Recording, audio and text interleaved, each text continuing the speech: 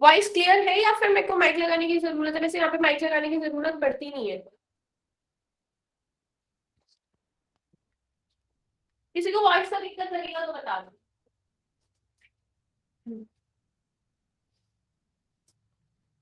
Okay, so in the last lecture we were discussing some basic concepts of chemistry, उसी को continue करेंगे। अभी हमारे पास टॉपिक क्या है, वी आर डिस्कसिंग, हमने बस बिल्कुल आई थिंक स्टार्ट भी नहीं किया था, बस यही एक टॉपिक बचता है इस चैप्टर का, that is significant figures.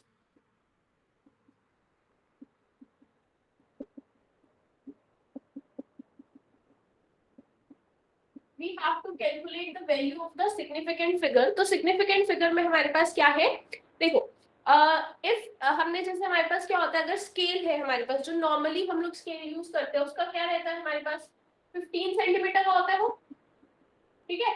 15 centimetre का स्केल होगा, उसमें क्या होगा, ऐसे मार्क्स बने होंगे, 1 2 3 4 5 एंड ऐसे करके 15 तक हमारे पास बना होगा। अगर आपको मैं बोलूं कि 14 सेंटीमीटर की लाइन बनाओ, तो आप बहुत एक्यूरेटली उस स्केल से 14 सेंटीमीटर की लाइन ड्रॉ कर सकते हो। अगर मैं आपको बोलूं कि आपको क्या करना है, आपको if I ask you to make a line of 5.6 centimetre, तो क्या एक नॉर्मल स्केल जो आप घर पे यूज करते हो उससे आप 5.6 सेंटीमीटर की लाइन ड्रॉ कर सकते हो? Yes ma'am. कर सकते हैं ना, हम कर सकते हैं। क्यों कर सकते हैं? बिकॉज अगर आप उस स्केल को देखोगे तो उसमें जो, मान लो I am asking about 5.6 centimetre, तो 5 के बाद 6 लगा होता है, उस 5 और 6 के बीच में क्या होता है, 10 ऐसे डिजिट्स बने होते हैं, ठीक है। तो अब हमें पता है कि first second third fourth fifth को छोड़ के जो सिक्स्थ वाला आएगा, वहां से मेरे को क्या मिलेगी, 5.6 सेंटीमीटर की लाइन मिल जाएगी अगर मैं जीरो से स्टार्ट करूं, ठीक है। बट अगर मैं आपको इसी स्केल को यूज करके बोलूं कि draw a line of 5.62 centimetre, तो क्या आप एक्यूरेटली ड्रॉ कर सकते हो? No ma'am. नो, नहीं कर सकते। क्यों नहीं कर सकते? बिकॉज इस स्केल की अगर हम बात करें, सो अगर सेंटीमीटर में बात करूं तो this is accurate up to 1 decimal point only. मतलब पॉइंट के बाद ये हमारे पास क्या हो सकता है, अप टू 1 डेसिमल पॉइंट ही एक्यूरेट है, क्योंकि इसका जो लीस्ट काउंट है वो है ही 0.1 सेंटीमीटर। सबसे छोटा, जो सबसे पहला मार्जिन यहाँ पे जो मिलेगा आपको, दैट इज 0.1 सेंटीमीटर, उसको बोलते हैं हम लीस्ट काउंट। तो यहाँ पे हमारे पास क्वेश्चन ये आता है, टॉपिक ये राइज होता है कि अगर मेरे को किसी भी डिवाइस को यूज करके कोई लाइन प्लॉट करनी है, तो जरूरी नहीं है कि वो मेजरमेंट एकदम से एक्यूरेट होगी। अगर तो इसका लीस्ट एरर था, मतलब 5.6 हम इससे ड्रॉ कर सकते थे, 5.62 नहीं कर सकते थे, तो ये जो मेरे पास स्केल है that gives an accurate measurement up to 5.6 centimetre only. मतलब डेसिमल के बाद वो एक ही पॉइंट तक हमें एक्यूरेट डाटा देता है। तो इसका मतलब सिग्निफिकेंट फिगर्स इसमें कितने हैं, दो सिग्निफिकेंट फिगर्स हैं। अगर मैं इसमें 2 की बात करूं, so this 2 is not a significant figure, reason being, क्योंकि इससे क्या होगा ना, ये जो है ये एक्यूरेट नहीं है। तो ये जो, this was just to example, just an example to create an idea in your mind. अगर मैं इसका जो हम एग्जाम पॉइंट ऑफ व्यू से बात करें, तो आपके सिलेबस में क्वेश्चन किस तरह से आता है, आपको ना कोई भी नंबर दिया होगा रैंडमली, लेट्स सपोज आपको दिया हुआ है 5.834695, ये दिया होगा आपको, और आपको बोला जाएगा कि इसमें बताओ नंबर ऑफ सिग्निफिकेंट फिगर्स कितने हैं। पहला क्वेश्चन ये आएगा कि to calculate the number of significant figure. तो आज हम वो सीखेंगे कि नंबर ऑफ सिग्निफिकेंट फिगर कैसे निकालने हैं, नंबर वन थिंग।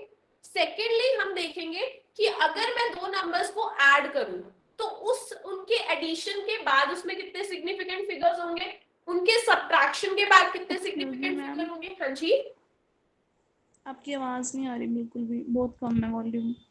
आवाज का है problem? No ma'am. Ma'am clear है मैम। देखो सब बोल रहे क्लियर है, तो बिकॉज ऐसा मुझे पता है जब घर से क्लास लेते हो तो वॉइस का इतना इशू आता नहीं है। आप एक बार अपना नेटवर्क चेक करो,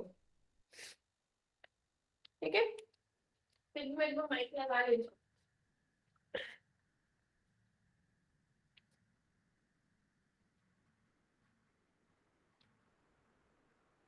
तो माइक लगा लेती हूँ, वैसे तो कोई दिक्कत नहीं है, बट स्टिल कोई इशू, एक बार ना अपना या तो मीटिंग लीव करके दोबारा से ज्वाइन करो, बिकॉज नेटवर्क का इशू है नहीं, यही पड़ा वाईफाई बिल्कुल 10 मीटर के डिस्टेंस पे।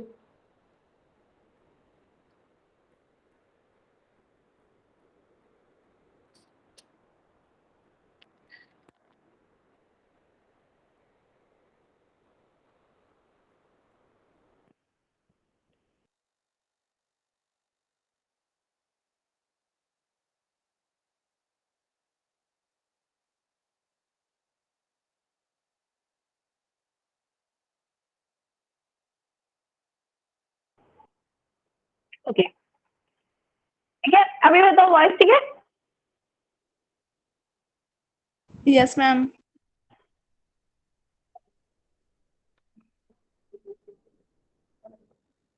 ओके, चलो तो स्टार्ट करते हैं हम। First of all we will be calculating about number of significant figure. तो हेडिंग डालो rules for calculation of number of significant figure. Excuse me ma'am. हाँ जी। Ma'am good evening ma'am. Ma'am just ऊपर से बता दो अभी क्या किया है हमने अभी 10 मिनट में। जस्ट मैंने एक्चुअली क्लास स्टार्ट ही करी है, मैंने बस ये बताया है कि हम लोग आज के टॉपिक में करने वाले हैं कि सिग्निफिकेंट फिगर्स के बारे में। उसमें आपके एग्जाम में दो तरह के क्वेश्चंस आते हैं, या तो आपको आएगा कि नंबर ऑफ सिग्निफिकेंट फिगर निकालो, या फिर आएगा कि ऐड करो और ऐड करने के बाद सिग्निफिकेंट फिगर्स बताओ। अभी तो मैंने जस्ट ये मानो कि अभी टॉपिक स्टार्ट ही कराना है। वैसे मैम चैप्टर का नाम क्या है ये टॉपिक का? We are discussing some basic concepts of chemistry. उसका ये लास्ट टॉपिक है, उसके बाद थर्मो स्टार्ट करेंगे। Okay ma'am. ठीक है मैम, चलो, so next ma'am ji. Uncertainty in measurements इसी को बोलते हैं मैम? किसको क्या वर्ड यूज कर रहे हो? Uncertainty in the measurements ma'am. हाँ, अनसर्टेनिटी, प्रेसिजन, वही सब डिस्कस करना हमने। ठीक है मैम। ठीक है, तो अब देखो क्या है हमारे पास। अभी दो वर्ड्स है वैसे। सबसे पहले तो हम लोग डिस्कस करने वाले हैं क्या, सिग्निफिकेंट फिगर्स।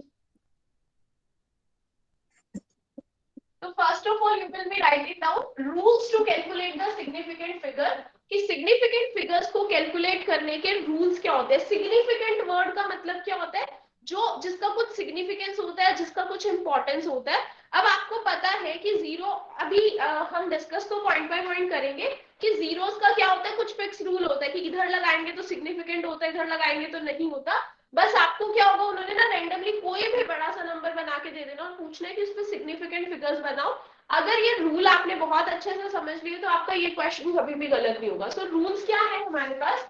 सबसे पहला रूल है all non-zero digits are significant. All non-zero digits are significant. जितनी भी हमारे पास नॉन जीरो डिजिट्स होती है वो सिग्निफिकेंट होती है। हमें पता है कि जब हम मैथ्स या जब भी हम नंबर सिस्टम करते हैं, हमारे पास नंबर सिस्टम में 0 1 2 3 4 से लेकर 9 तक ये 10 नंबर होते हैं। अब सिग्निफिकेंट फिगर्स क्या है, जीरो को छोड़ के जो भी नॉन जीरो नंबर्स है 1 से लेकर 9 तक, वो हमेशा सिग्निफिकेंट होंगे ही होंगे। मतलब अब मैं आपको लिख के दूं 123, आपको मैं पूछूं इसमें सिग्निफिकेंट डिजिट्स कितने हैं, तो आपने देखना अच्छा सारे ही तो नॉन जीरो है, so it has 3 significant figures. ठीक है, अगर मैं आपको लिख के दूं 431689443.246, ये लिख के दिया मैंने आपको। इसमें सिग्निफिकेंट फिगर्स कितने हैं, 1 2 3 4 5 6 7 8 9 10 11, इट हैज 11 सिग्निफिकेंट फिगर्स। तो पहला रूल क्या है कि जीरो को छोड़ के अगर कोई भी नंबर होगा that will be considered as a significant figure. उसको हम हमेशा क्या करेंगे, सिग्निफिकेंट फिगर में ही काउंट करेंगे। ठीक है, सेकंड लिखो, zeros between non-zero number, zeros between non-zero number are taken as significant. Zeros between non-zero number are taken as significant. इसका क्या मतलब होता है, जैसे हमारे पास ना ये तो है नंबर, अभी तक मैंने इसमें कहीं पे भी जीरो नहीं इंसर्ट करी थी।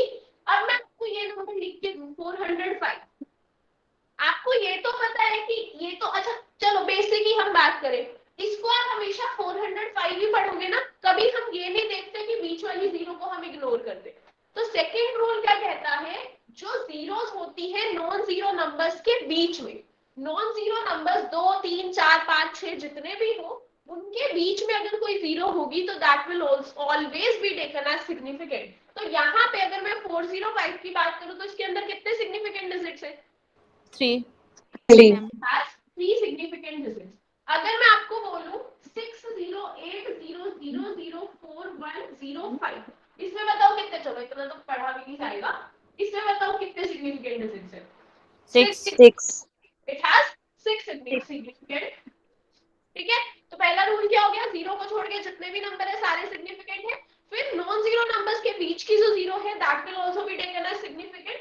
उसके बाद आप लिखोगे initial zeros are non-significant. Initial zeros are non-significant. Initial zeros हमारे पास क्या होती है? Non-significant होती है. Now what we understand from initial? Initial का मतलब क्या होता है? Starting में. तो हम यहाँ से क्या समझते हैं कि जो स्टार्टिंग में जीरोस होती है किसी भी नंबर के, उसको सिग्निफिकेंट नहीं लेते. जैसे लिख के, जैसे क्या है हमारे पास, let us consider an example 004068. तो इसके अंदर कितने सिग्निफिकेंट डिजिट्स हैं? 3 डिजिट्स कितने हैं? 4 6 significant 4 है, digit 8 6 है. हाँ, पहले देखो 6 डिजिट्स है. पेपर में यहाँ पे नेगेटिव मार्किंग होने के चांसेस बहुत ज्यादा होंगे, बिकॉज आपको नेगेटिव मार्किंग है आपके एग्जाम में, बट गलत होने के चांसेस बहुत ज्यादा होंगे. 6 होगा इसके ऑप्शन में, 4 होगा इसके ऑप्शन में और 3 होगा इसके ऑप्शन में. ठीक है, तो आपने देख लिया 6 डिजिट्स है. ठीक है, अब हमें पता है कि ये तीनों तो लेंगे ही लेंगे, ये बीच वाला जीरो भी लेंगे अकॉर्डिंग टू रूल नंबर 2. तो 4 हो गए हमारे पास, 4 नहीं हो गए. अब ये वाली जीरोस के बारे में ध्यान रखना, स्टार्टिंग वाली जीरोस को कभी भी सिग्निफिकेंट नहीं लेते. तो इनको हम सिग्निफिकेंट नहीं लेंगे तो हमारे पास कितने हो गए? इट हैज टोटल 6 डिजिट, लेकिन क्वेश्चन तो सिग्निफिकेंट डिजिट का है, तो इट हैज 4 सिग्निफिकेंट डिजिट्स. सो तीसरा रूल क्या बन गया? स्टार्टिंग वाली जीरोस को कभी भी सिग्निफिकेंट नहीं लेना. उसके बाद फोर्थ नंबर पे लिखो, zeros after decimal point, zeros after decimal point are always taken as significant. Always taken as significant. जो जीरो डेसिमल के बाद आती है उसको हम हमेशा सिग्निफिकेंट कंसीडर करते हैं. For example, we have this number 5.120. 5.120 में कितने सिग्निफिकेंट फिगर है हमारे पास? It has 1 2 3 and 4. ये जीरो को हम सिग्निफिकेंट लेंगे, क्यों? क्योंकि ये डेसिमल के बाद आ रही है. So it has 4 significant figures. ठीक है, अच्छा अब मैं कुछ एग्जांपल्स लिख के बता रही हूँ आपको. Let's suppose we have this number 5 और है मेरे पास 6.834900. इसमें बताओ कितने सिग्निफिकेंट डिजिट्स है? 7. 1 2 3 4 5 6 7. It has 7 significant figures. अगर 500 लिख के दूं तो बताओ 500 में कितने सिग्निफिकेंट डिजिट्स है? 1 3 1. यस, अब देखो तुमने बोला अभी तक आप चेक कर रहे हो, कोई प्रॉब्लम नहीं है. अगर किसी को डाउट नहीं है तो प्लीज अपना माइक ऑफ रखना, बिकॉज अगर आपका माइक ऑन होता है तो फिर मेरी आवाज कट जाती है. ठीक है, सो 500 है अभी तक. अगर 3 भी बोल रहे हो कोई प्रॉब्लम नहीं है, लेकिन अभी मैं ये क्लियर कर रही हूँ, उसके बाद मिस्टेक नहीं होनी चाहिए. 500 में आपको पूछा जाएगा कितने सिग्निफिकेंट डिजिट है. मैंने आपको क्या बोला? डेसिमल के बाद वाले जीरोस को सिग्निफिकेंट लेना है. जरूरी नहीं है कि हमेशा जो बाद वाला डिजिट होगा वो सिग्निफिकेंट होगा. 500 में हमारे पास सिर्फ और सिर्फ एक सिग्निफिकेंट डिजिट है. 500 में we have only one significant digit. तो आपको ये करना कैसे है? देखो, इतने सारे रूल्स याद रखना बहुत मुश्किल हो जाता है. तो हम क्या कर सकते हैं ना, हम इसको साइंटिफिक नोटेशन में भी लिख सकते हैं. आप 500 को 5 into 2 10⁻² भी तो लिख सकते हो. सो ये जो हमारे पास ये वाले नंबर्स होते हैं ना, जो एक्सपोनेंट में लिखते हैं, जो 10 की पावर में लिखते हैं, इनको कभी सिग्निफिकेंट नहीं लेते. सो 500 has only one significant figure. तो यहाँ से ये कंफ्यूजन मत रखना. देखो, पहले वाली जीरोस को तो कभी सिग्निफिकेंट लेना ही नहीं है. जो स्टार्टिंग वाली जीरोस है they will never be taken as significant. जो बाद वाली जीरोस है उनको सिग्निफिकेंट लेना है अगर वो डेसिमल के बाद है. अगर वो डेसिमल से पहले है, जैसे अगर मैं आपको बोलूं 500 है, तो 500 में डेसिमल तो नहीं है ना, तो ये तो डेसिमल से पहले वाली जीरोस है. सो डेसिमल से पहले वाली जीरोस को आपको सिग्निफिकेंट नहीं लेना, ये चीज याद रखना. ठीक है, तो ये 4 रूल्स हो गए. एक बार रूल सारे समझ लो, उसके बाद मैं आपको 10 क्वेश्चन मिक्स दे दूंगी, फिर हम उसकी प्रैक्टिस कर लेंगे. बिकॉज पहले तो रूल ही समझ लेना. मान लो यहाँ पे मैम, कंची सपोज 500.25 होता तो 500.25 होता, तो फिर उसको लेते हम लोग 500.25 को हम लेते 5 सिग्निफिकेंट डिजिट्स. क्यों? क्योंकि इस पे ये वाला रूल लग जाता ना, zeros between non-zero numbers is always taken as significant. So ये zeros जो है ये 3 non-zero नंबर के बीच में है, तो जो अगर नॉन जीरो नंबर के बीच की जीरो होती है उसको तो हमेशा सिग्निफिकेंट लेना होता है, तो इसका 5 आता। मैम जैसे आपने मैम सेकंड अगर में बताया था कि 405 एक एक करके बोलो। हाँ 405 405 मैम उसको पढ़ते जैसे 405 है तो उसमें 3 सिग्निफिकेंट फिगर्स थे। अब जैसे मैम 500 में इसको भी तो हम 500 कंप्लीट ही बोलेंगे ना, तो फिर इसमें मैम 1 कैसे? हाँ यही तो एक्चुअली ये क्या है, सिग्निफिकेंट फिगर्स को जो सेटअप करने के लिए जो कुछ रूल्स रखे गए हैं उसमें यही रूल है। देखो अब 500 है, अगर आपको ये जो अरे माइक ऑफ तो रखना जिसका माइक ऑन, अगर डाउट है तभी माइक ऑन किया करो। ये देखो मैं आपका ये कंफ्यूजन क्लियर करती हूँ। एक्चुअली में क्या होता है, जो स्टैंडर्ड नोटेशन है ना किसी भी नंबर को लिखने की, that is the scientific notation. अब अगर मैं 500 405 को साइंटिफिक नोटेशन में लिखूं, so that will be taken as 405 into 10 raised to by 2। तो इसमें कितने डिजिट्स आए, 3। लेकिन अगर मैं 500 को लिखूं, so that will be taken as 5 into 10 raised to by 2। तो अभी जो मैंने 4 रूल्स करवाए हैं, 5th रूल आपका यही है कि जो ऐसे पावर्स आती है इसको आप कभी भी सिग्निफिकेंट डिजिट में काउंट नहीं करते। So that's the reason it has only one significant digit, क्योंकि हम जो इंटरनेशनली एक्सेप्ट करते हैं ना वो किसी भी नंबर का साइंटिफिक नोटेशन ही करते हैं, और साइंटिफिक नोटेशन में तो सिर्फ इसका एक ही डिजिट आता है। ठीक है यस मैम। ओके चलो 4 रूल हो गए, आगे फिर देखो। अगर मैम 500.00 हो गए 500.00 हो जाए तो 500.00 हो जाएगी। एक्चुअली नेक्स्ट रूल ही है, पहले रूल लिखो फिर मैं बताती हूँ। नेक्स्ट रूल लिखो, digit between any two significant digits is always significant। क्या बोला है कि दो सिग्निफिकेंट डिजिट्स के बीच का कोई भी डिजिट होगा उसको हमेशा सिग्निफिकेंट लेना पड़ेगा। तो इसका एग्जांपल यही है। देखो हमें पता है कि 5 इज सिग्निफिकेंट, हमें पता है कि दिस इज सिग्निफिकेंट क्योंकि ये डेसिमल के बाद वाला जीरो है। तो ये जो है हमारे पास this is not significant, but ये रूल क्या कहता है, किसी भी दो सिग्निफिकेंट फिगर्स के बीच का जो डिजिट होगा that will always be significant. तो इसके अंदर हमारे पास कितने सिग्निफिकेंट फिगर्स होंगे, it has 5 significant figures. Okay read करना मैम प्लीज। देखो ये है कि हमारे पास किसी भी दो पहले फर्स्ट और इसको कंफ्यूज मत करना, सॉरी सेकंड और इसको कंफ्यूज मत करना। सेकंड क्या था, किसी भी नॉन जीरो नंबर के बीच का जीरो सिग्निफिकेंट होएगा, और यहाँ पे क्या है, किसी भी दो सिग्निफिकेंट फिगर्स के बीच में जो नंबर होगा that will always be significant. इधर भी सिग्निफिकेंट है इधर भी सिग्निफिकेंट है, तो बीच वाला नंबर हमेशा सिग्निफिकेंट होगा। For example we have this, हमें पता है कि 5 एक नॉन जीरो नंबर है, that will always be significant. हमें 0 के बारे में नहीं पता था, बट हमें ये पता है कि पॉइंट के बाद जो जीरोस आते हैं वो सिग्निफिकेंट है। तो क्या ये चीज से अग्री करते हो कि this is significant, this is significant है ना, आगे वाला भी और पीछे वाला भी। तो ये रूल क्या कहता है, जो सिग्निफिकेंट फिगर्स के बीच का नंबर होगा ना that will always be taken as significant। तो ये भी significant है ये भी significant है, तो इसके बीच का नंबर भी significant होगा। So it has 5 significant figures। Is it clear? Yes ma'am clear. 6 देखो, order of magnitude is never significant। order of अरे एक बार माइक ऑफ कर लो अगर डाउट नहीं है तो। order of magnitude is never significant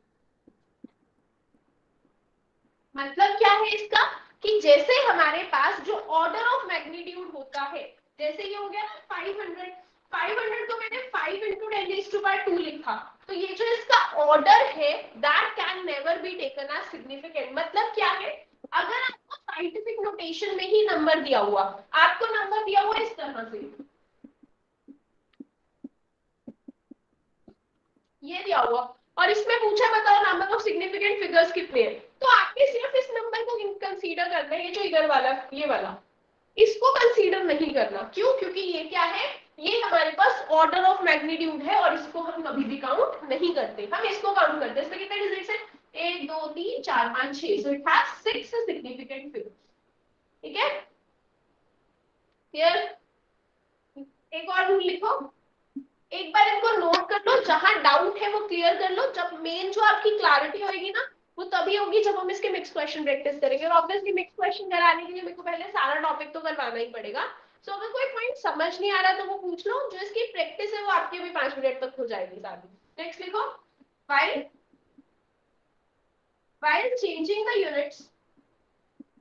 while changing the units, number of significant figures never changes. Number of significant figure never changes. जब हम क्या करते हैं, यूनिट को चेंज करते हैं, तो सिग्निफिकेंट फिगर कभी चेंज नहीं होते। जैसे इसका मैं अगर आपको एक एग्जांपल बताऊं, let us consider an example, we have 2.0 kilometre. इसके अंदर कितने सिग्निफिकेंट फिगर्स है? 1 2 मैम 2 क्योंकि मैंने बोला ना डेसिमल के बाद वाला zero is always significant, it has 2 significant figures. तो जब आप इसको मीटर में कन्वर्ट करोगे ना, तो मीटर में भी आपको कुछ इसको इसी तरह से कन्वर्ट करना है कि उसमें 2 सिग्निफिकेंट फिगर्स हो। अब मान लो मैं इसको 200 मीटर लिख दूं, क्या 2 किलोमीटर में 200 मीटर्स होते हैं? यस और नो? क्या 2 किलोमीटर होते हैं ना? लेकिन क्या इसको ऐसे लिख सकते हैं? नहीं। क्यों? क्योंकि इसमें कितने सिग्निफिकेंट फिगर्स है?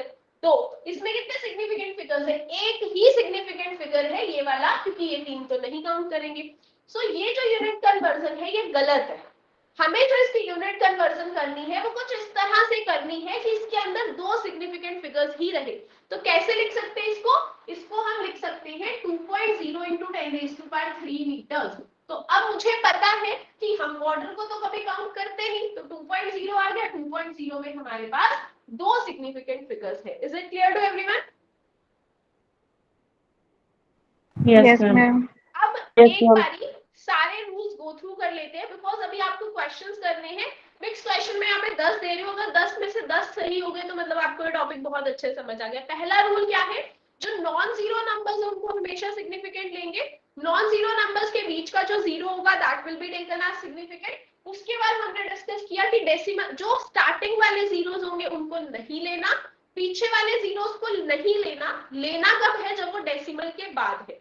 ऑर्डर को कभी काउंट नहीं करेंगे। यूनिट को जब हम चेंज करेंगे तो हम क्या करेंगे? यूनिट कन्वर्ट करते हुए हम कभी भी सिग्निफिकेंट फिगर्स चेंज नहीं करेंगे, और 2 सिग्निफिकेंट फिगर्स के बीच का जो नंबर होता है that will always be taken as significant figure. Okay, तो अभी मैं यहाँ पे 10 क्वेश्चन लिख रही हूँ, 2 मिनट 5 मिनट लेके वो सारे के सारे क्वेश्चन मेक श्योर कि आपके सही होने चाहिए। ठीक है, तो write down.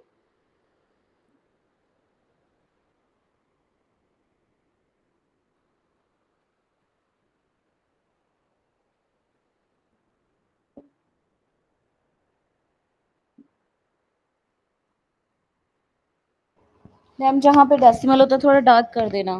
Okay,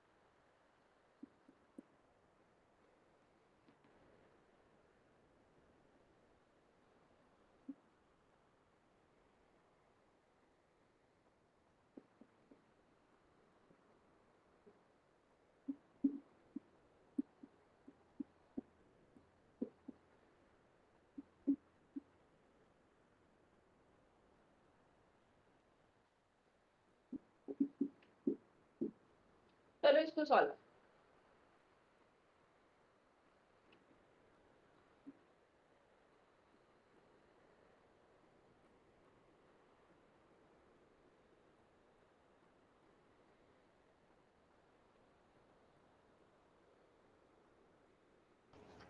done ma'am. Done, जल्दी यस से मैम। 1 हो मिनट गया और मैम। है, कर लो जिसका रहता है, फिर हम डिस्कस करें। करें डिस्कस? क्या टाइम चाहिए किसी को? चलो देखो, अच्छा फर्स्ट में कितने? 6 6 बिकॉज चलो significant चाहिए, तो कौन सी का जीरो है और ये पीछे वाला जीरो है। मैं एक बार correct answer explain the reason, because reason हम पीछे डिस्कस कर चुके हैं। उसके बाद 10 के 10 आंसर्स लिखने के बाद जिसको किसी में भी डाउट होगा तो वो पूछ लेना कि ये वाला एक्सप्लेन कर दो। इसमें कितने? 10 7 7 में 10 अच्छा ठीक है मैम। ये नहीं आएंगे। इसमें कितने? 1 वन 6 सिक्स। इसमें 7 सेवन 9 8 8 7 7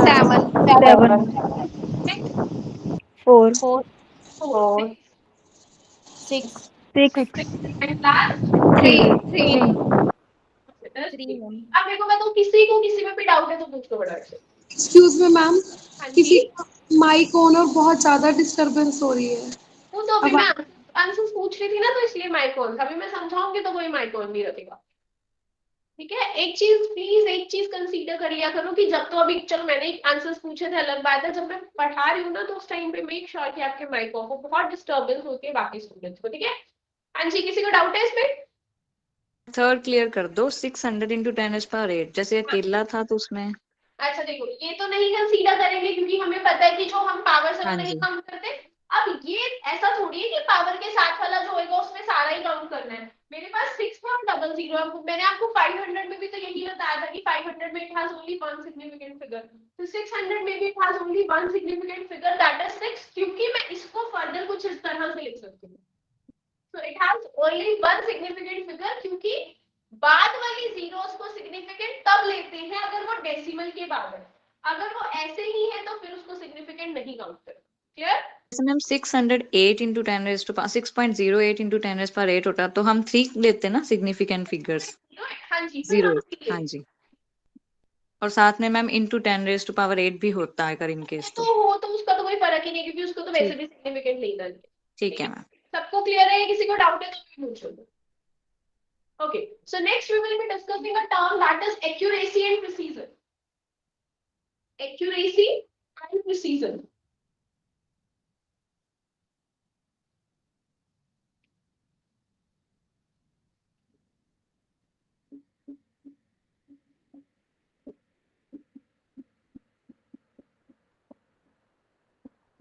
Accuracy वर्ड का मतलब क्या होता है? मतलब कितना सही है। और प्रिसीजन वर्ड का मतलब क्या होता है? कितना प्रिसाइज्ड है, या हम बोल सकते हैं कि कितना आसपास है। ठीक है, अब ये दोनों वर्ड्स में डिफरेंस एक्सप्लेन, बिकॉज ना आपका एग्जाम बहुत ज्यादा थ्योरेटिकल है, तो आपके पास इस टॉपिक से दो तरह के क्वेश्चंस आ सकते हैं। पिछले वाले टॉपिक से तो वही क्वेश्चंस आएंगे जो मैंने कराए, only the number will change. तो आपको उन्होंने क्या करना है, एक नंबर दे देना और उसमें पूछ रहे कि कितने सिग्निफिकेंट फिगर्स हैं। ठीक है, तो वो आप कर सकते हो। अभी ये सेकंड टाइप का क्वेश्चन हमारे पास क्या आता है, एक्यूरेसी और प्रिसीजन का, because your exam is completely theoretical, so the question that can be asked is, या तो मैं आपको क्या दिया होगा कि एक्यूरेसी प्रिसीजन की डेफिनेशंस दे रखी होंगी और पूछा जाएगा, मतलब करेक्ट इनकरेक्ट पूछा जाएगा कि which of the following is correct incorrect, वैसे उसके चांस आने के कम है। ज्यादा चांसेस उसमें से क्वेश्चन आने के क्या होते हैं, आपको ना एक्सपेरिमेंटल डाटा दिया जाएगा और उसमें पूछा जाएगा, जैसे ऐसे दे दिया ए बी सी 3 स्टूडेंट है जिन्होंने लैब में प्रैक्टिकल किया, ए का रिजल्ट ये आया, बी का रिजल्ट ये आया, सी का रिजल्ट ये आया, एक्चुअल में आंसर ये आना चाहिए था, और बताओ फिर इसमें कि कौन सा वाला ज्यादा एक्यूरेट है और कौन सा ज्यादा प्रिसाइज है। अभी सिर्फ क्वेश्चन समझो कि आपको एक्सपेरिमेंटल डाटा पेपर में दिया जाएगा 2-3 स्टूडेंट्स को और पूछा जाएगा कि इसमें से किसका रिजल्ट जो है मोर एक्यूरेट और मोर प्रिसाइज है। ओके, तो हमें ऐसा क्वेश्चन डिस्कस करना है, तो उससे पहले एक्यूरेसी और प्रिसीजन निकालने से पहले हमें उसका मतलब पता होना चाहिए। So accuracy and precision are two very like similar terms, जिनको हम हमेशा कंफ्यूज कर लेते हैं कि इनका मतलब भी सेम होगा, बट एक्चुअली में इनका मतलब एंटायरली डिफरेंट होता है। इसका एग्जांपल देखो, जैसे मान लो कि लेट्स सपोज किसी की हाइट, आप में से किसी की भी हाइट लेट अस कंसीडर कि 160 सेंटीमीटर है, ठीक है, किसी की हाइट 160 सेंटीमीटर है और क्या किया गया है, किसी को टास्क दिया गया, 3 लोगों को टास्क दिया गया ए बी और सी को कि आपकी हाइट को अलग अलग इंस्ट्रूमेंट से मेजर करें। उसने एक बार इंची टेप ले लिया, एक बार कुछ और डिवाइस ले लिया, एक बार कुछ और डिवाइस ले लिया आपकी हाइट मेजर करने के लिए। ए स्टूडेंट है, बी स्टूडेंट है और सी स्टूडेंट है। हाइट है कितनी आपकी एक्चुअली में 160 सेंटीमीटर। अब ए स्टूडेंट ने क्या किया, ए स्टूडेंट ने जब हाइट मेजर की, उसकी हाइट एक बार ही आई 155, फिर आई 156 और फिर आई 155। जो बी स्टूडेंट है, बी स्टूडेंट का क्या हुआ, उसकी हाइट आई 158, 160, 162, दो तीन डिफरेंट तरीकों से। सी की अगर मैं हाइट की बात करूं तो सी की हाइट आई हमारे पास, इस जो इस स्टूडेंट ने निकाली, इसने निकाली एक बारी 140, 145 और 1, ठीक है, ऐसे निकाली। अब मैं आपको पूछ रही हूँ क्वेश्चन, ये पेपर में ऐसा ही क्वेश्चन आएगा, टेबुलर डाटा। मैम एक बार क्वेश्चन रिपीट कर दो, ये समझ नहीं आया। ए बी सी तीनों ने अलग अलग एक ही जने की कर रहे हैं। दिस इज अ पर्सन, चलो इसको कुछ भी नाम ले लेते हैं, मेरे को यहाँ से रैंडमली, चलो पायल, यहाँ पे ये हाइट है, ठीक है। अब ये हम यहाँ पे 3 नाम है, पायल की हाइट है 160 सेंटीमीटर, 3 डिफरेंट स्टूडेंट्स को, एक का नाम हो गया राम, एक का नाम हो गया श्याम और एक का नाम हो गया राहुल। इन तीनों स्टूडेंट्स को बोला कि पायल की हाइट डिफरेंट तरीकों से मेजर करो। इसने जब पहले तरीके से मेजर करी तो इतनी आई, दूसरे से इतनी आई, तीसरे से इतनी आई। सिमिलरली श्याम ने की तो ये आई, राहुल ने की तो ये आई। हम एक ही स्टूडेंट की हाइट मेजर करवा रहे हैं 3 अलग अलग लोगों से, 3 अलग अलग मेथड से। Is it clear?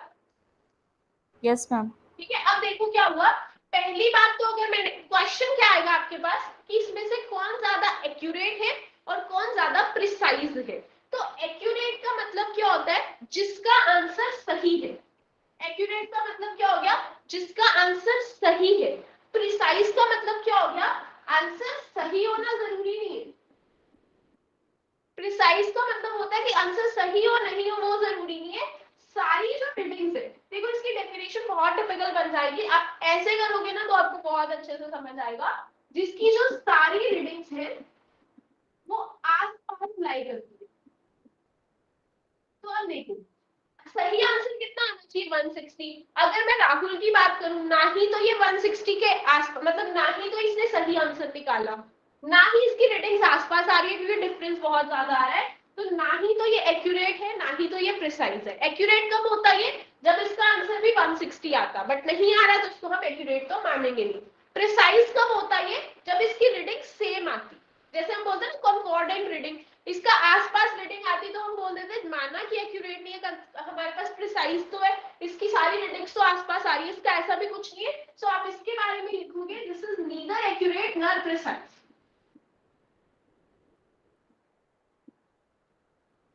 लेकिन अगर मैं इसकी बात करूं राम की, तो इसकी रीडिंग्स क्या हम प्रिसाइज बोल सकते हैं, एक्यूरेट बोलेंगे इसको? प्रिसाइज। एक्यूरेट नहीं बोल सकते इसको, बिकॉज एक्यूरेट वर्ड ही हमें बताता है कि सही होना चाहिए बिल्कुल। लेकिन मेरे को दिख रहा है कि इसका आंसर एक्यूरेट नहीं है, इसने 160 को तो टच भी नहीं किया। लेकिन I can say that this is precise, हम बोल सकते हैं कि ये प्रिसाइज है, but this is not accurate. Reason not being accuracy, इसका एक्यूरेट ना होने का रीजन क्या है, क्योंकि ये 160 तो सही आंसर है। पेपर में जब भी आपको क्वेश्चन आएगा आपको सही आंसर दिया होगा कि एक्चुअल जो रीडिंग है वो इतनी आनी चाहिए थी, ठीक है, बट नहीं आ, वो फिर आप उसके बाद आंसर निकालोगे, तो ये भी गलत। अब शाम की अगर मैं बात करूं तो क्या इसको एक्यूरेट बोल सकते हैं? Yes ma'am. Yes ma'am. Yes ma'am. Average निकालोगे, एवरेज निकालेंगे तो 160 आएगा। एवरेज इसकी 160 आएगी। क्या अगर मैं इसको और इसको कंपेयर करूं, कंपैरिजन की बात है ना यहाँ पे, वैसे तो इसको भी प्रिसाइज बोल सकते हैं क्योंकि इसकी भी रीडिंग ज्यादा दूर नहीं आ रही, लेकिन आपको पेपर में 3 डाटा में कंपैरिजन आएगा। अब ए डाटा, बी डाटा और C data, now you have to compare, और कंपेयर करके देखो ये तो बड़ा प्रिसाइज है, इसमें तो सिर्फ +-1 का ही डिफरेंस है। अगर इसकी मैं बात करूं तो इसमें ज्यादा गैप आ रहा है 158 से लेके 162 तक। तो if we compare these, I will say कि ये प्रिसाइज नहीं है बट ये एक्यूरेट है। तो आप इसमें पता है कौन सा आंसर टिक करोगे, जिसमें होगा कि Shyam is accurate, Shyam is accurate, Ram is precise. Is it clear? चलो अब मैं एक क्वेश्चन दे रही हूँ, ठीक है, सेम ऐसा सही डाटा होगा, आपको उसका जो बताना है मुझे कि कौन एक्यूरेट है और कौन प्रिसाइज, क्योंकि पेपर में हमारे पास ऐसे ही क्वेश्चंस आते हैं इस टॉपिक से।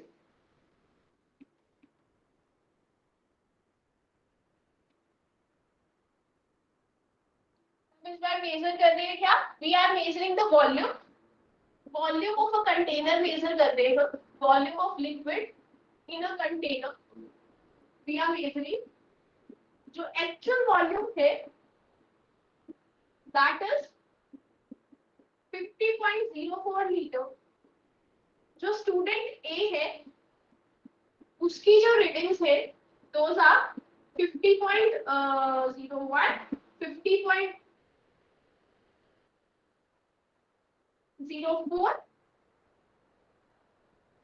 50.07। जो स्टूडेंट बी है उसकी रीडिंग्स है 48.0, 48.82, 48.83, 48.84। और जो स्टूडेंट सी है उसकी रीडिंग्स क्या है 52.16, 52.18, 52.26 एंड 52.3। अब सोचो इसमें से कौन ज्यादा एक्यूरेट है और कौन ज्यादा प्रिसाइज है? ए एक्यूरेट और बी एक्यूरेट है, बी प्रिसाइज है। ए क्या है? एक्यूरेट है। ए इज एक्यूरेट है। सही आंसर क्या है 50। अच्छा मैंने ना बाय चांस दोनों एग्जांपल ही ऐसे दे दिए जिसका एवरेज सेम ही आ रहा है। अगर आप इसका भी एवरेज लोगे तो 5.04 ही आएगा, बट अगर ये ऐसे होता ना, मान लो कि एवरेज 5.04 से कुछ अलग भी आता तो भी मानते। इसका मतलब अगर मैं 5.08 ले लूं तो आप एवरेज निकालोगे वो एग्जैक्टली 5.04 नहीं आएगी, थोड़ी उससे ज्यादा आएगी, बट ऐसा जरूरी नहीं कि एवरेज सेम आनी चाहिए। हमें देख के पता चल रहा है अच्छा इसके आसपास कौन सी डिजिट है ये बस। सो दिस इज एक्यूरेट। अगर प्रिसाइज की बात करूं, प्रिसाइज मतलब जो स्टूडेंट इतना ज्यादा ऐसा एक्सपेरिमेंट कर रहा था कि उसके आंसर्स बार बार ही मैच कर रहे थे, तो दिस इज 48.8 टू 48. इसके आंसर्स बहुत पास पास लाए कर रहे हैं, so this student we will call as precise. और अगर मैं इसकी बात करूं इसको ना तो हम ये बोलेंगे कि एक्यूरेट है क्योंकि इसका आंसर एक्चुअल आंसर से बहुत दूर लाया कर रहा है, और प्रिसाइज भी नहीं बोल सकते क्योंकि हम जब इनको कंपेयर कर रहे हैं तो डिफरेंस बहुत कम है, लेकिन अगर मैं इसको कंपेयर करूं तो बहुत ज्यादा डिफरेंस है। So this is neither accurate nor precise. Okay तो ये क्वेश्चन आएगा तो कर लोगे solve? Yes ma'am. Last topic for some basic concepts of. अच्छा एक और चीज है, अगर हो सकता है कि आप some basic concepts of chemistry को एनसीईआरटी और ये सब बुक्स में से प्रैक्टिस कर रहे हो और आपके क्वेश्चंस नहीं सॉल्व हो रहे हो बिकॉज ना a number of books have जो कंसंट्रेशन वाला है ना, वो जो हमारे पास क्या आता है नॉर्मैलिटी, मोलैरिटी, ये सब चीजें volume by volume, weight by weight, ये सब चीजें सब बेसिक कांसेप्ट्स ऑफ केमिस्ट्री में दी हुई है बहुत सारे उसमें बुक्स में। बट ये जो है ये एक्चुअली में आपके सिलेबस में सॉल्यूशन चैप्टर का पार्ट है, तो मैं भी इसको सॉल्यूशन में ही करवाऊंगी। तो इसलिए अभी के लिए ट्राई करना कि सब बेसिक कांसेप्ट्स ऑफ केमिस्ट्री के क्वेश्चन ज्यादा इधर उधर से मत करो, बिकॉज होंगे नहीं आपसे सॉल्व, होंगे इसलिए नहीं क्योंकि वो टॉपिक्स हमने सॉल्यूशन में करने। मेरी अभी ट्यूसडे वेडनेसडे थर्सडे तीनों दिन मेरी ही क्लास है, तो आई ट्राई, अगर थर्मो कंप्लीट हो गया तो नेक्स्ट वीक हम सॉल्यूशंस या स्टेट्स ऑफ मैटर में से ही स्टार्ट करेंगे। फिर सिलेबस फिनिश हो जाएगा मई में? नहीं सिलेबस में वैसे सॉल्यूशन बचा है, स्टेट्स ऑफ मैटर बचा है, एटॉमिक स्ट्रक्चर और इक्विलिब्रियम बचता है। ठीक है मई में तो नहीं होगा, जून में ही होगा। हाँ जी में कौन सा चैप्टर बोला मैम?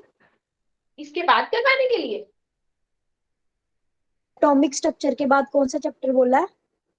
मैंने बोला कि आपके बचते हैं अभी solutions, states of matter, thermo, equilibrium and atomic structure, 5 chapters बचते हैं।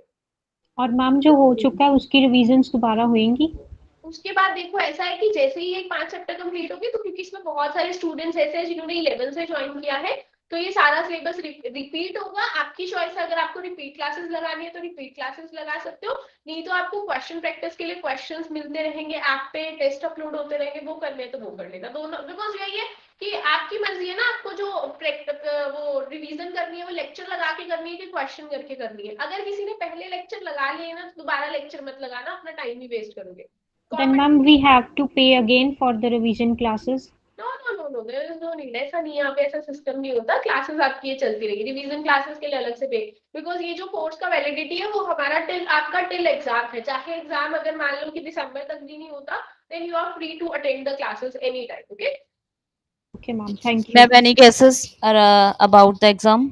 ये चीज में हम लोग बहुत डिस्कशन कर चुके हैं और इसका कुछ भी नहीं है, होने को पेपर जुलाई में भी हो सकता है, होने को हो सकता है मैम डेली हमें तो बहुत डर लगता है क्योंकि 11 के आसपास हमने ज्वाइन किया है और टाइमिंग भी नहीं इतनी हो पाती। पहले देखो ऐसा है कि there are a few things ना जिसमें आप कुछ कर ही नहीं सकते हो। अब मान लो कि पेपर होना है ना, तो पेपर उसी टाइम पे होना है। एक तो सोचते रहो कि यार पेपर तो इतने हमसे स्टूडेंट इतने पढ़ लिए, यू विल जितना 2 घंटे लगाने ना वो भी टेंशन में नहीं लगा पाओगे, तो इसलिए सोचो मत, बिकॉज एक्चुअली इतना, बिकॉज मेरे पास तो चलो कोई सोर्स ऑफ इंफॉर्मेशन नहीं है, बट अब जैसे बंसल सर है या जो एक दो जो एडमिन में हैंडल करते हैं ना, उनके पास जितनी भी आज तक मैंने अपने एक्सपीरियंस में देखा है, उनके पास जितनी भी खबरें आती है ना वो सही होती है।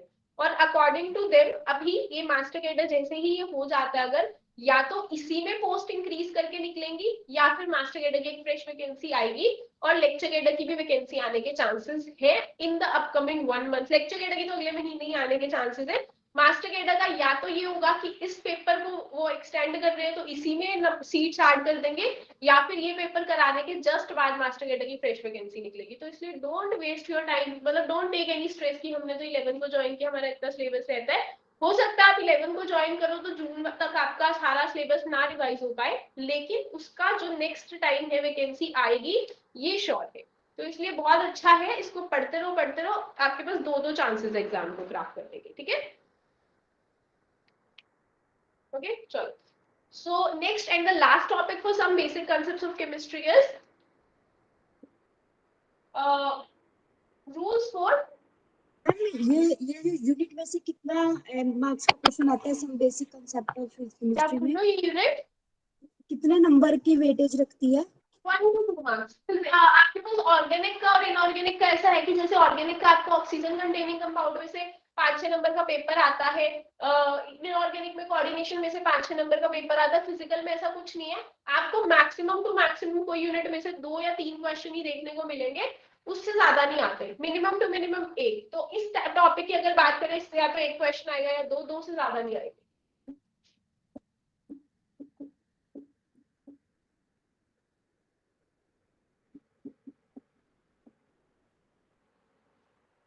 नेक्स्ट टॉपिक है हमारे पास rules for calculating significant figures while applying operators. Now what we understand from operators?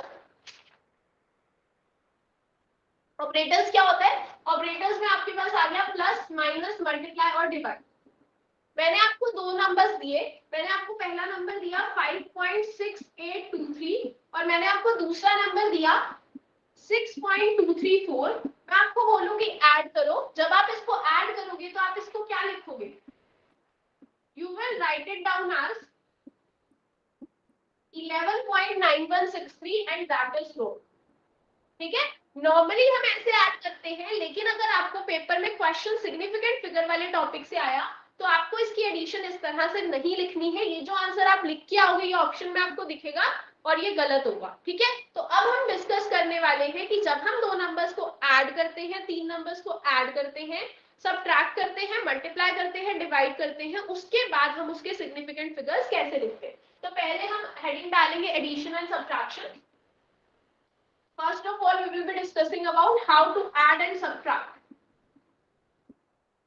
Addition and subtraction. So addition और subtraction के लिए आपको लिखना है, write down the number of significant figures in a number obtained after addition or subtraction of 2 numbers will have same number of decimal points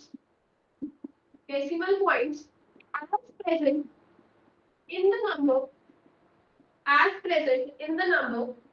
with least decimal points, ठीक है। Language note कर लेनी है, समझने के लिए थोड़ी सी बुकिश लैंग्वेज है, समझेंगे तो बहुत इजी है। वैसे कोई भी 2 नंबर्स को ऐड किया, मैं फिर से कोई 2 नंबर्स लिख रही हूँ 5.6341 प्लस 3.42 इनको ऐड किया। पहले तो आप नॉर्मली ही ऐड करोगे,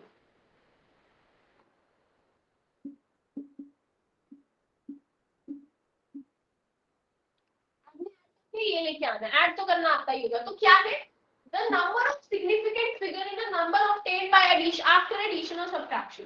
इन दोनों की एडिशन करने के बाद मेरे को ये नंबर मिला, इसमें उतने ही सिग्निफिकेंट फिगर्स होंगे या उतने ही डेसिमल प्लेसेस होंगे जितने डेसिमल प्लेसेस इनमें से कम वाले। मतलब देखो इसके अंदर ये ध्यान रखना कि जब हम एडिशन और सब्ट्रैक्शन की बात करते हैं ना, तो हम डेसिमल पॉइंट्स को कंसीडर करते हैं। अभी हम सिग्निफिकेंट फिगर पढ़ रहे हैं, आपने भी ऐसे पढ़ लिया मान लो कि उतने ही सिग्निफिकेंट फिगर्स होंगे जितने कम वाले भी होंगे, तो गलत हो जाएगा।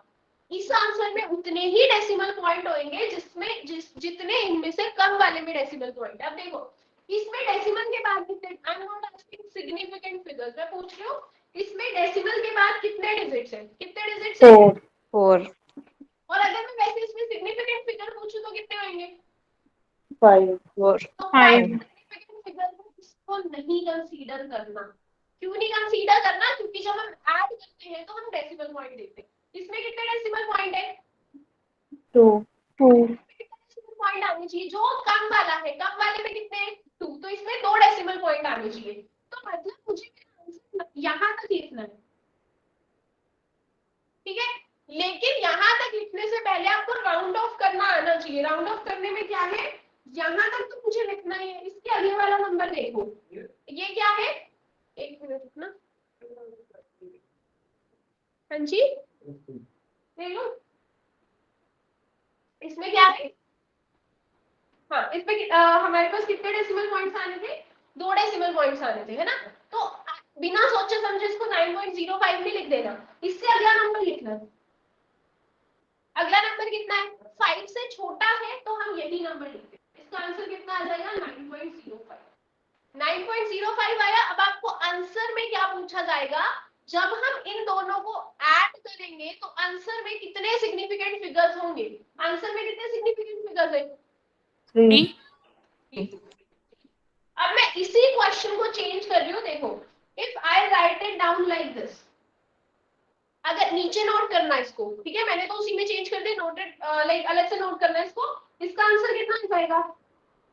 9। तो अब आपको क्या करना है, आपको इसको राउंड ऑफ करना है। तो इसको जब आप राउंड ऑफ करोगे तो 5 के आगे जब 9 है तो राउंड ऑफ करके क्या बन जाएगा? 6 6 बनेगा। सो इसका answer will B 9.06। Is it clear? तो देखो फिर से मैं एक बार रूल दोबारा से बता देती हूँ। Same applies for subtraction. अब एक बार समझ लो इसी एग्जांपल में दोबारा, फिर मैं 3-4 क्वेश्चन होंगे उनको सॉल्व करना। हाँ जी डाउट है कुछ? एक्सक्यूज मी मैम, हाँ जी मैम जैसे हमारे पास 9.05 को हमने 3 ले लिया, अगर 10.05 होता बाय चांस, तो फिर इसका आंसर क्या था? उसमें लिखते हैं कि 4 सिग्निफिकेंट फिगर्स। उसमें मैम फिर उसका आंसर 10.05 और 10.06 होता। देखो अगर आपका क्वेश्चन है, अगर ये ऐसे होता है ना, तो Yes, आंसर आपका 10.059 ना, समझ लिख देते हैं ना उसको। क्योंकि हम जब राउंड ऑफ करते हैं, round off to 2 decimal digit कर रहे हैं, फिर को क्या फर्क पड़ता है, पहले जितने मर्जी हो चाहे 10 ही हो, उससे क्या फर्क पड़ता है। Round off to 2 decimal digit, so the answer will be 10.06 और उसमें 4 सिग्निफिकेंट फिगर्स। ओके मींस हमें टोटल नहीं देखना, हमें सिर्फ डेसिमल के बाद देखना। वही तो ना, देखो वही तो मैं बोल रही हूँ कि जब हम एडिशन और सब्ट्रैक्शन कर रहे हैं तो रीड करो, it will have same number of decimal point. Total से कोई फर्क नहीं पड़ता, हमें डेसिमल पॉइंट देखने हैं, सेम उतने ही होने चाहिए जितने इन दोनों में से कम जिसके हैं उसमें है। ठीक है, ओके थैंक यू मैम। हाँ देखो ये चीजें थोड़ी बहुत कंफ्यूजिंग है। मैं तो मतलब ऐसे कि I am explaining every little detail, but अब अगर मैं मान लो डेसिमल पॉइंट एक्सप्लेन कर रही हूँ, आप अपना दिमाग फिर भी सिग्निफिकेंट फिगर में ही अभी तक इतना इन्वॉल्व करके बैठे और अभी भी सिग्निफिकेंट फिगर्स ही समझ के बैठोगे तो आंसर गलत हो जाएगा। ठीक है, सो अब ये हो गया। मैं आपको 3-4 एग्जांपल्स दे रही हूँ। Same applies for subtraction. अगर ये माइनस, एक बार माइनस भी करके बता दो। देखो एक बार माइनस करके बता दूंगी कैसे होगा। 6.3421 माइनस 3.048। तो पहले आपको सबसे पहले माइनस करना है, करो माइनस। कितना आ जाएगा? 14929 3.2941 आ गया।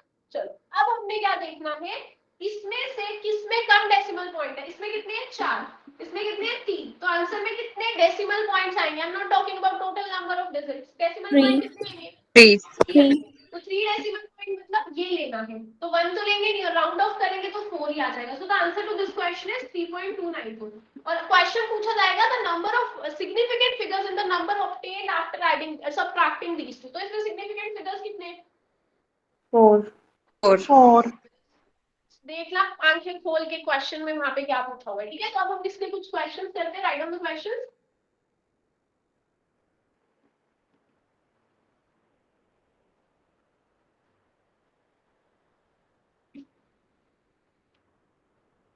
थोड़ा फास्ट फास्ट कर लो।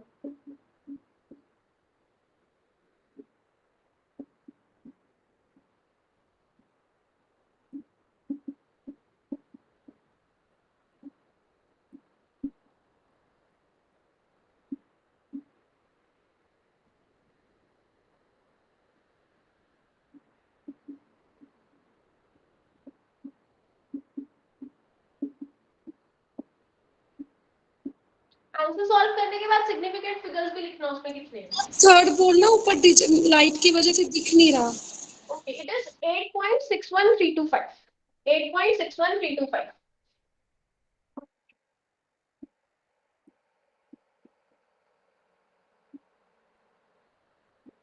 मैम उसके नीचे की लिखा है 8.61325।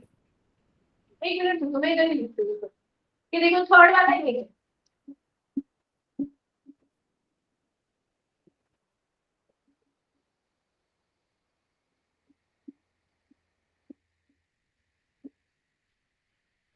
फटाफट से करो सॉल्व, फिर हम डिस्कस करते हैं। तो इसी में बच गए, चलो कर लो इसको पहले।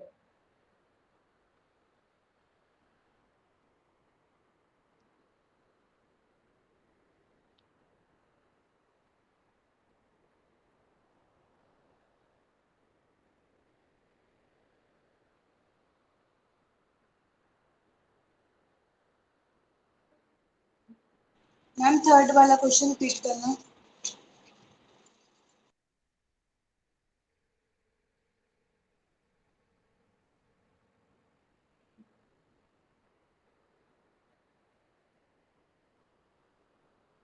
हो गए सॉल्व? Yes ma'am. डिस्कस करते हैं हम। फर्स्ट में कितने सिग्निफिकेंट फिगर्स आ रहे हैं। No ma'am.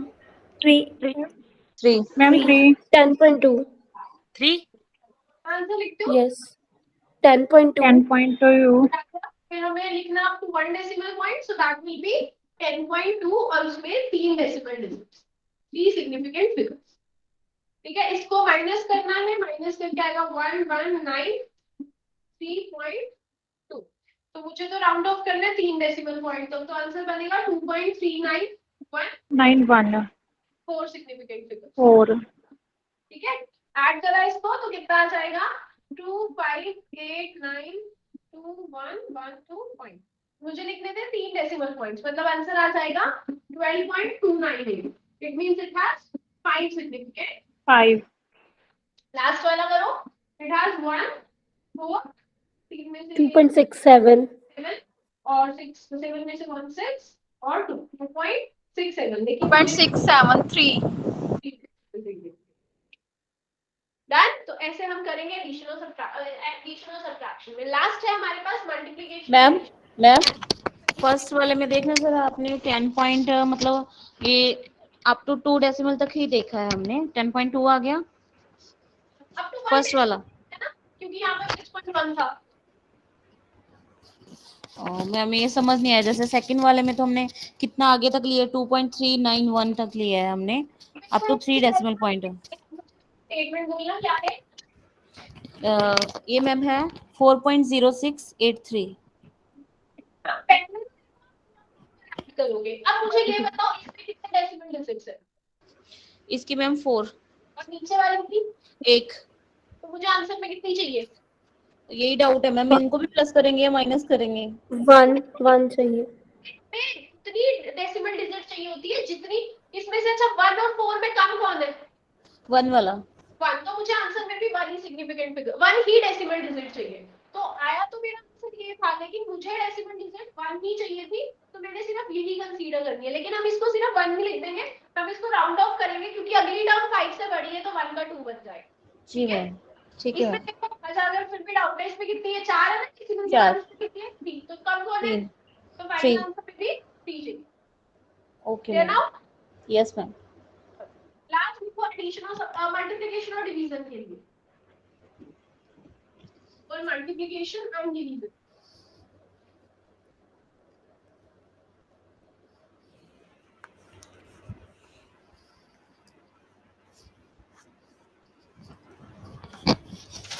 राइट डाउन कभी ऑलरेडी माइक ऑफ कर लो, जिसका भी ऑन है, पायल अपना माइक ऑफ कर लो। Okay ma'am. The result after multiplication and division is rounded off to same number of significant figures। यहाँ पे क्या है, significant figures, इसको हाईलाइट कर लेगा। Present and value with least significant figure। बस सेम ही चीज है, वहां पे डेसिमल देखना था हमें, 2 डिजिट्स के बीच में डेसिमल देखना था, जिसमें कम डेसिमल थे उतने ही हमारे आंसर में डेसिमल आ जाने थे। यहाँ पे क्या है, सेम रिजल्ट, बिल्कुल सेम प्रोसीजर अप्लाई होगा। वहां हम डेसिमल पॉइंट देख रहे थे, एडिशन मल्टीप्लिकेशन और डिवीजन में हम सिग्निफिकेंट फिगर्स देखेंगे कि कितने सिग्निफिकेंट फिगर्स हैं। फॉर एग्जांपल, एक मैं आपको एग्जांपल कराती हूँ, 4.2 मल्टीप्लाई बाय 4.2, जब हम 4.2 को 4.2 से मल्टीप्लाई करेंगे कितना आ जाएगा, दैट इज 1764, 17.64 आ, ठीक है।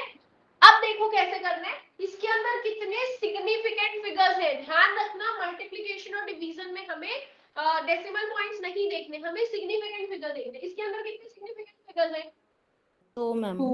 और इसके अंदर तो आंसर में भी कितने आने चाहिए, जिसमें कम है, बराबर है तो भी एक ही बात है, तो इसमें भी कितने आने चाहिए, 2 मैम। 2 आने चाहिए। तो 2 में पहले 2 ले लिए, तो 17.6 को मैं क्या लिखूंगी, 18, क्योंकि अगला नंबर बड़ा है इससे 5। Is it clear?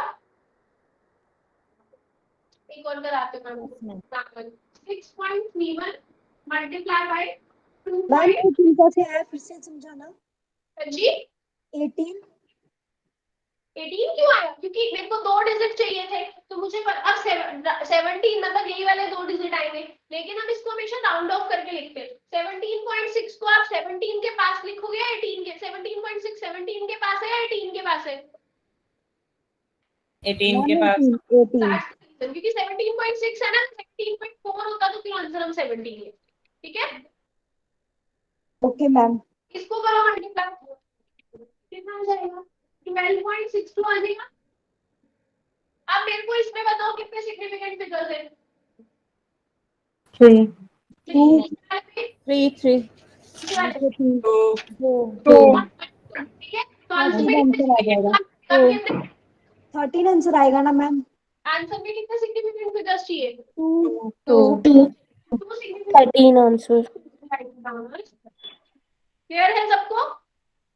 Yes ma'am. These are the rules। अब मैं आपको कल क्या करूंगी, कल इसके जो है ये जो सिग्निफिकेंट फिगर्स वाले हैं, इसके कुछ प्रैक्टिस क्वेश्चंस आपको मिल जाएंगे। लास्ट टाइम आई थिंक मैंने अगर बोला था ना, वो सेंड इसलिए नहीं किए थे क्योंकि उसमें काफी सारे क्वेश्चंस ऐसे थे, सॉल्यूशन वाला जो है ना, नॉर्मलिटी मोलालिटी के साथ मिक्सअप होके आ रखे थे, ठीक है। तो इसलिए अभी के लिए ये जो है कल सिग्निफिकेंट फिगर्स वाली मैं आपको एक वर्कशीट सेंड करूंगी, इसमें अच्छे खासे 15-20 क्वेश्चंस होंगे, उनको सॉल्व करना, फिर हम कल की क्लास में उसके आंसर्स डिस्कस करेंगे। So this is all about some basic concepts of chemistry. Next we have to discuss a unit that is thermodynamics.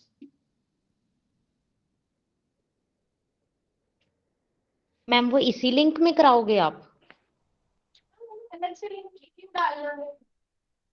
अच्छा, दीपा मैम ने तो न्यू लिंक भेजा था।